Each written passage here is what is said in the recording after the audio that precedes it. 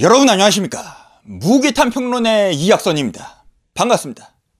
오늘은 일본의 전국시대의 최후의 승리자 도쿠가와 이에야스, 이 도쿠가와 이에야스가 최후의 승리자가 되는데 그 결정적이었던 요인, 바로 이 도쿠가와 이에야스가 그토록이나 지극정성으로 관리했었던 자기의 몸뚱아리, 그 건강, 이 건강 오타쿠 도쿠가와 이에야스에 대한 아주 굉장히 흥미로운 이야기를 한번 해보도록 하겠습니다. 여러분, 이 도쿠가와 이에야스의 그 인생을 보면은 그야말로 고난의 연속이었죠. 인내의 연속이었죠. 기다림의 연속이었죠. 그 기다림의 세월, 그 인내의 세월, 그 고난의 세월을 버틸 수 있었던 그 원동력, 그 버티는 시간 동안 성장할 수 있었던 그 원동력, 그리고 마침내 기회가 왔을 때, 그 때가 왔을 때 자기의 그 모든 에너지를 폭발시켜서 발산할 수 있었던 그 원동력, 그것은 바로 건강이었습니다. 이 도쿠가와 이에야스의 그 몸뚱아리였죠. 이 도쿠가와 이에야스의 그 인생을 보면은 어린 시절에는 그 이마가와 가문에 인질로 가가지고서 그 눈칫밥을 먹으면서 그렇게 견제를 받으면서 감시를 받으면서 그 고난의 시간을 보내야 됐고, 그 다음에 조금 이마가와 요시모토가 이제 죽은 다음에 좀 살만해지니까는 이제 오다 노부나가하고 동맹 관계를 맺어가지고서 이제 사는데, 그땐 또 이 노부나가가 그냥 이 이에야스한테 굴욕을 주면서 또 엄청나게 겐세이를 하고 억압을 시켰습니다.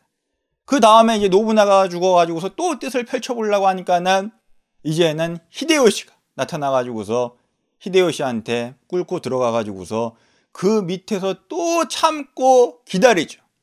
그리고 마침내 히데요시가 죽고 난 뒤에 드디어 때가 와서 그 뜻을 펼쳐가지고서 마침내 최후의 승리자가 되는 것입니다.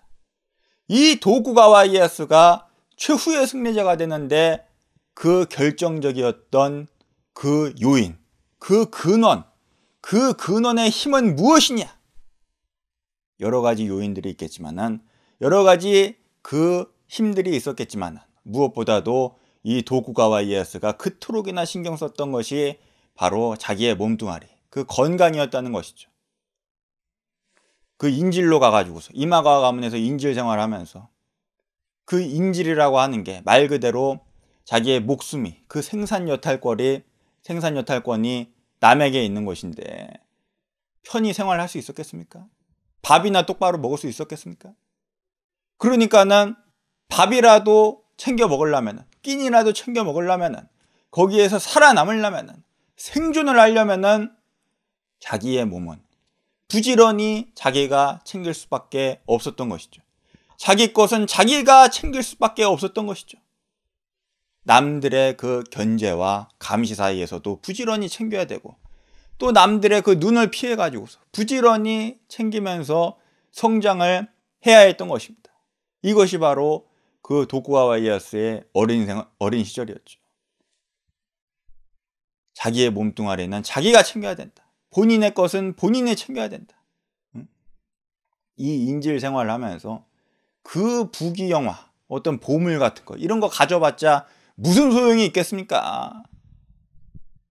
이 인질 생활하면서 그야말로 온전하게 자기 소유로 가질 수 있었던 것은 자기의 몸뚱아리밖에 없었던 것이죠.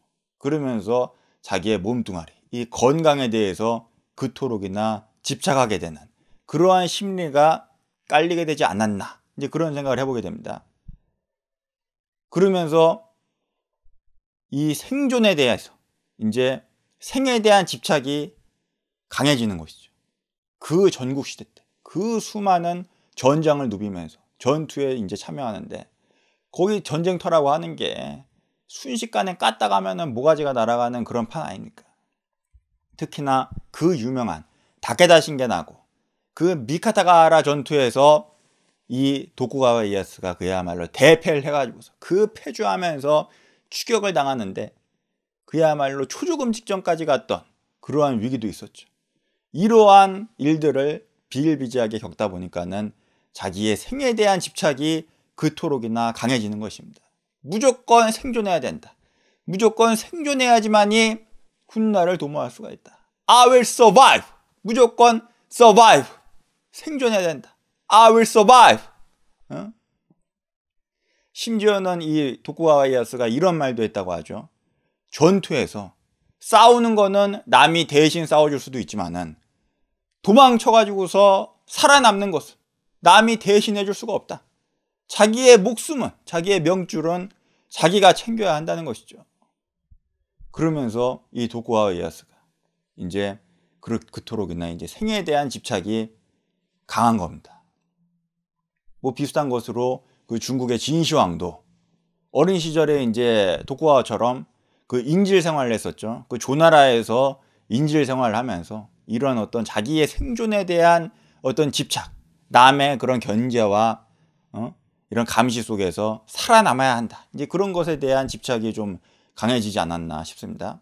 그러면서 또 그 암살에 대한 위협 이런 거를 수시로 겪다 보니까는 안전, 보안 이런 거에도 굉장히 신경을 쓰게 되고 그러면서 자기의 그 건강에 대한 집착이 마침내 그 불로장생에 대한 그런 조금 잘못된 방향으로까지 이제 가게 되는 것이죠.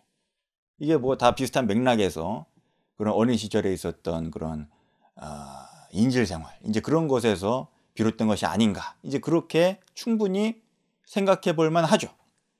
그러면서 이 도쿠가와 이에야스가 그야말로 건강 오타쿠로서 어린 시절부터 자기의 몸을 관리하는데 이 어린 시절부터 자기 몸을 지키고 살아남으려면 당시로서는 무사에게 제일 중요한 게 뭐겠습니까? 이 무술, 이 검술을 잘해야지만이 싸움에서 자기의 몸을 또 지킬 수 있는 거 아니겠습니까? 그러면서 이 검술에 또 이렇게 단련을 열심히 해가지고서 젊은 시절에는 그 동해도 제일의 무사라고 불리면서 이 다이묘 치고는 꽤나 이제 실력이 있었다고 하죠. 그러면서 이제 늙어 죽을 때까지 이 검술을 놓치지 않아 가지고서 그 유명한 거모였던 야기요 무네요시하고 또 친분을 맺으면서 교류할 정도로 그렇게 관심이 많았다고 합니다. 또 특히 도쿠가와 이에야스가 굉장히 관심을 많이 가지면서 죽는 날까지 놓치지 않았던 그 스포츠가 매사냥. 이 매사냥의 매니아로 이 도쿠가와 이에야스가 굉장히 유명하죠. 그야말로 죽기 직전까지 73세의 나이로 죽기 직전까지 이 매사냥을 나갔다고 합니다. 이 매사냥이라고 하는 것이 무엇입니까? 이 사냥 매를 갖다가 이 매를 갖다가 이제 기르는데 그냥 사냥 나가기 직전까지 좀 쫄쫄 굶기는 겁니다. 그러면 이 매가 얼마나 이 도끼가 올라 있겠습니까? 그러면은 그때 탁 이 매를 데리고 나가는 거죠. 그 다음에 확 날려보내면은 푸석턱 하면서 이렇게 팍 쏜살같이 날아가 가지고서 배고프니까 사냥을 하러 이 매가 들어가는 거죠. 그러면은 뭐 꿩이든지 토끼든지 그냥 팍 낚아채가지고서 이 맹금류라고 하는 게 이 발톱이 얼마나 무섭습니까? 이 독수리 발톱이 얼마나 무섭습니까? 악력이 완전 장난 아니죠. 이거 가지고서 쪼아가지고서 악력으로 쪼여가지고서 대가리를 깨부시든지 아니면은 이 불이 가지고서 쪼아가지고서 눈알을 파먹든지 목덜미를 쪼아가지고서 이 경동맥을 그냥 쪼아가지고서 팍 끊어버리면은 사냥감을 사냥을 하는 거죠. 그러면서 이 매가 막 쪼아먹는데 그 쪼아먹기 전에 다 쪼아먹어가지고 완전 난자하기 전에 이 매가 이제 방울이 달려 있으니까 딸랑딸랑 하면서 이 소리가 나는 곳으로 그 사냥꾼이 부지런히 이제 쫓아가야 되는 거죠. 매가 이제 날아간 뒤에. 그러면서 이제 부지런히 쫓아가가지고서 매가 그 사냥감을 본격적으로 식사하기 전에 싹 그냥 뺏어가지고서 자루에다 딱 집어넣는 겁니다. 이게 매사냥인데 이 이에야스가 이걸 그렇게 좋아했다는 겁니다. 이 매사냥이라고 하는 게 그 얼마나 그 대자연을 누비면서 그 찬바람 맞으면서 산이고 들이고 막 뛰어댕기면서 얼마나 이 유산소 운동이 되겠습니까? 이 이에야스가 나중에 늙어서는 좀 비만 체형이었다고 하는데 그럼에도 불구하고 이 늙어 죽기 직전까지 73세 나이로 죽기 직전까지 이 매사냥을 그렇게 좋아했다고 하죠. 그렇게 운동하면서 자기 몸 관리하는 것도 좋아하고, 또 특히 이 이에야스가 의술에도 관심이 많아가지고서 약초 같은 것도 자기가 다져가지고서 조제해서 복용을 하고, 그 다음에 어디 좀 병치레 같은 게 있고 몸이 좀 안 좋다 그러면은 자기가 직접 처방해가지고서 자기가 직접 스스로를 셀프 진료해가지고서 의술을 이렇게 연마해가지고서 자기 몸을 치료하기도 하고 이제 그랬다고 합니다. 그리고 또 그런 식단 관리, 항상 밥을 이 백민으로 도정한 걸 먹는 게 아니라 보리쌀하고 이제 현미하고 섞어가지고서 잡곡밥을 먹는데, 그것도 그냥 이 저작을 남들보다도 훨씬 더 많이 씹어가지고서 완전히 소화를 시켜가지고서 제대로 그렇게 몸에서 흡수할 수 있게끔 챙겨가지고서 먹었다는 것이죠. 이렇게 이 도쿠가와 이에야스가 그야말로 건강에 대한 관심이 지대했습니다. 남들보다도 유달리 유난하게 이 건강을 관리했습니다.